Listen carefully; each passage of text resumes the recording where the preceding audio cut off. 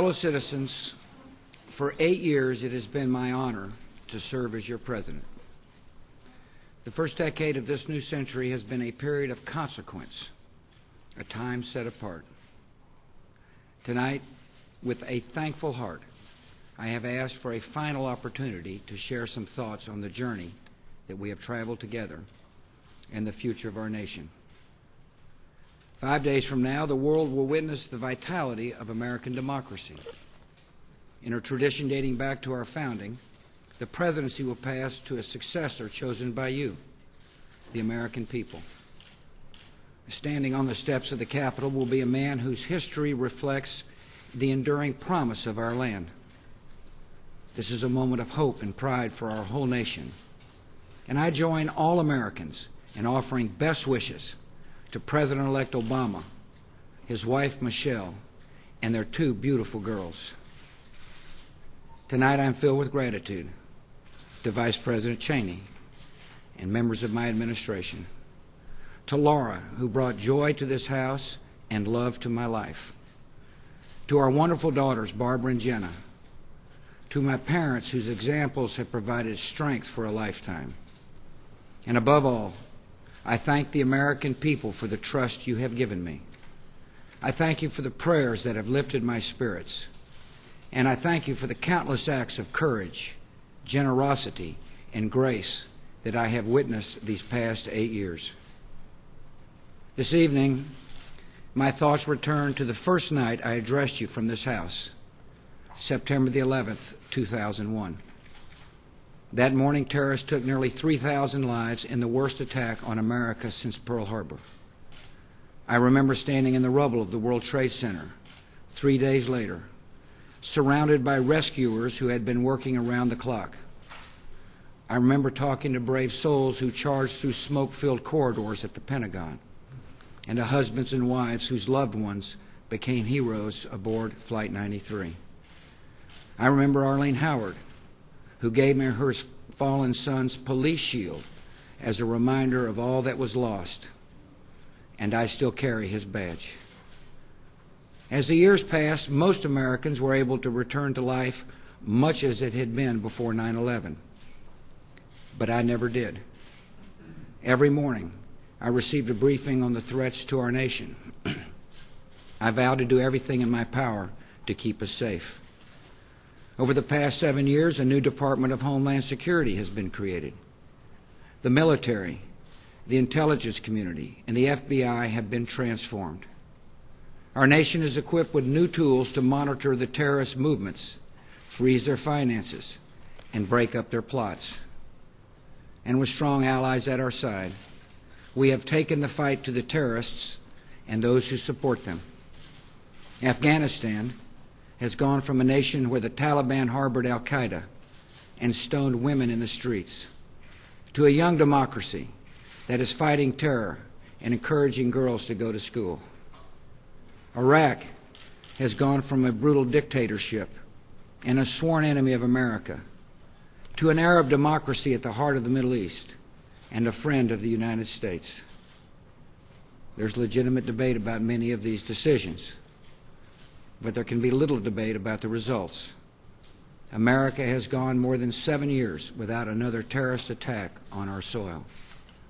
This is a tribute to those who toil night and day to keep us safe: law enforcement officers, intelligence analysts, Homeland Security and diplomatic personnel, and the men and women of the United States Armed Forces.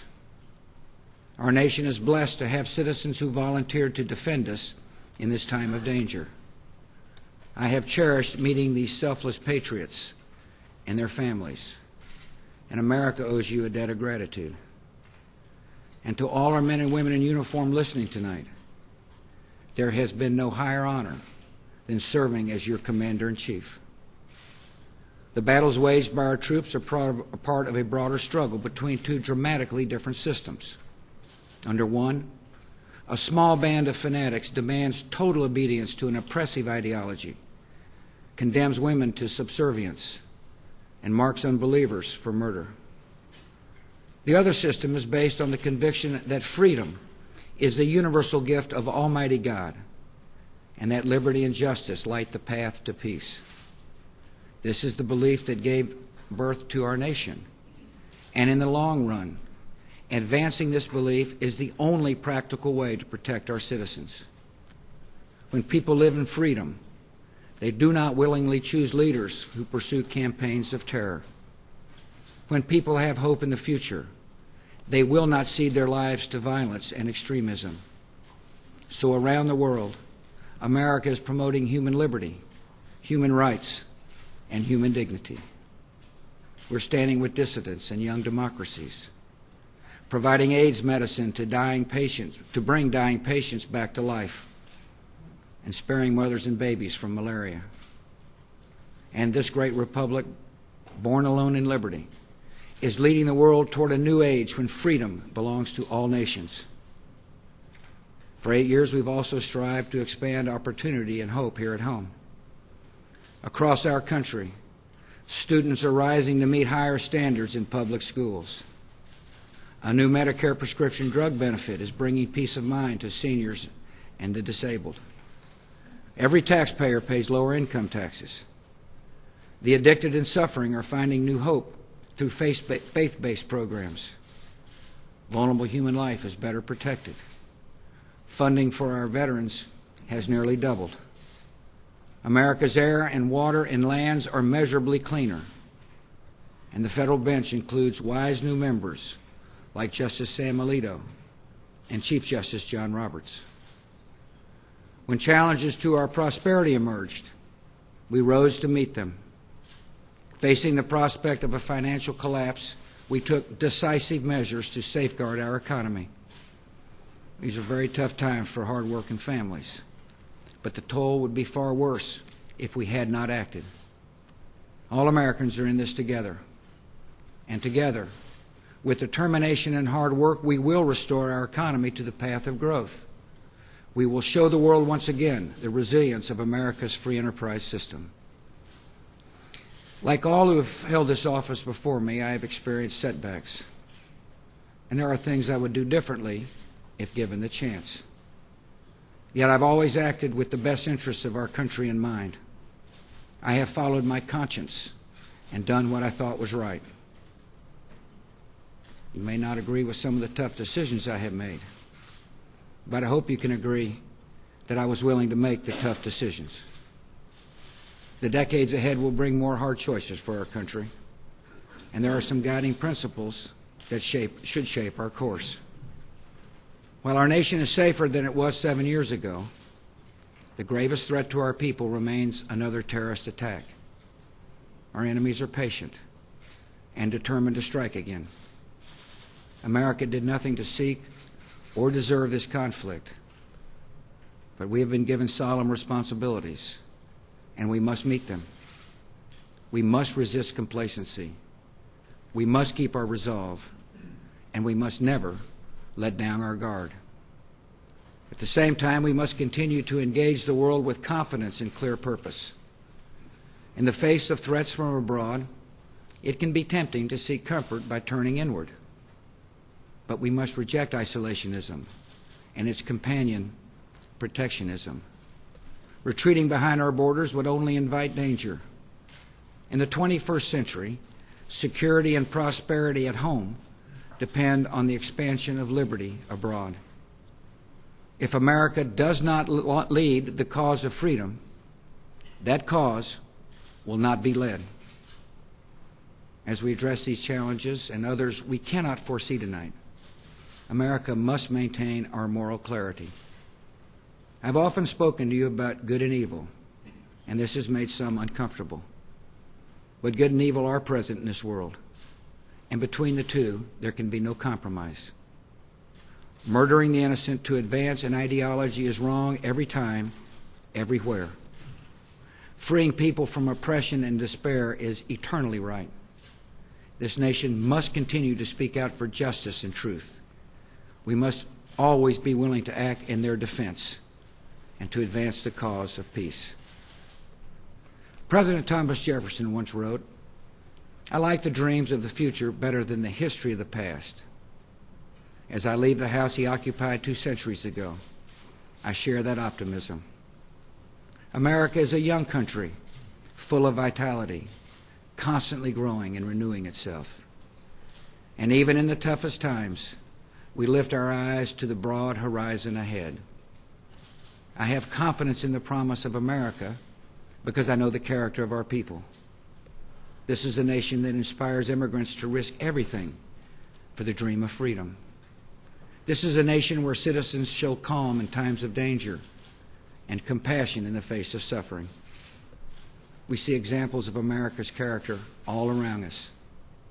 And Laura and I have invited some of them to join us in the White House this evening. We see America's character in Dr. Tony Recasner, a principal who opened a new charter school from the ruins of Hurricane Katrina. We see it in Julio Medina, a former inmate who leads a faith-based program to help prisoners returning to society. We see it in Staff Sergeant Aubrey McDade, who charged into an ambush in Iraq and rescued 3 of his fellow Marines.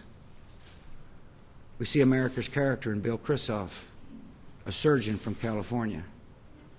His son, Nathan, a Marine, gave his life in Iraq.